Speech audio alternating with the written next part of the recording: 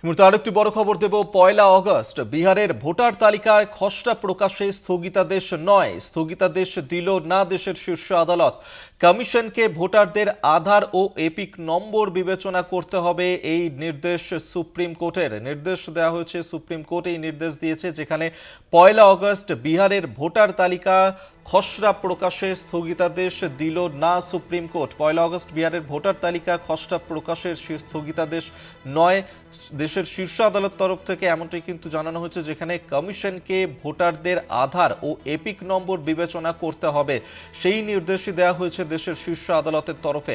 মঙ্গলবার এই মামলার ফের শুনানি রয়েছে। আপনাদেরকে এই মুহূর্তে বড় খবর দিচ্ছি, যেখানে ১ আগস্ট বিহারে ভোটার তালিকার খসড়া প্রকাশে স্থগিতাদেশ নয় দেশের শীর্ষ আদালত, এমনটাই কিন্তু নির্দেশ দিয়েছে। যেমনটা সুপ্রিম কোর্টের তরফে বলা হয়েছে যে এই নিয়ে একাধিক বিষয় খতিয়ে দেখতে হবে এবং সেক্ষেত্রে কমিশনকে ভোটারদের আধার ও এপিক নম্বর বিবেচনা করতে হবে। দেশের শীর্ষ আদালতের তরফ থেকে এই নির্দেশই দেওয়া হয়েছে। আমরা এই নিয়ে আরো বিস্তারিত জানবো। পীযূষ কান্তি নাগ আমাদের সঙ্গে টেলিফোনে রয়েছেন প্রতিনিধি।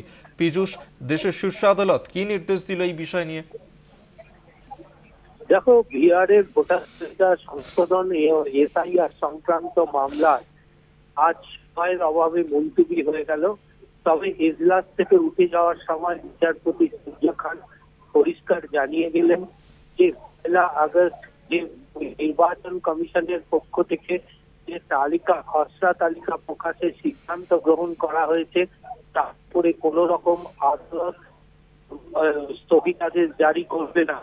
আবেদনকারীর পক্ষ থেকে যে আবেদন করা হয়েছিল যে এই আদালত এই সিদ্ধান্তের ওপর স্থগিতাদেশ জারি করবে, এরপরে কমিশনের আইনজীবী আদালতকে জানান এটি সম্পূর্ণ খসড়া তালিকা নয়, সুতরাং এটির ওপরে স্থগিতাদেশের প্রয়োজন নেই। তবে বিচারপতি সূর্যকান্তের নির্দেশ যে এই খসড়া তালিকার প্রকাশের ক্ষেত্রে আধার কার্ড, ভোটার কার্ডের যে নাম্বার, সেই নাম্বারকে প্রাধান্য দিতে হবে এবং পাশাপাশি আপাতত ধন্যবাদ পীযূষ তোমায়। পীযূষ কান্তি নাগ আমাদের সঙ্গে টেলিফোনে ছিলেন প্রতিনিধি।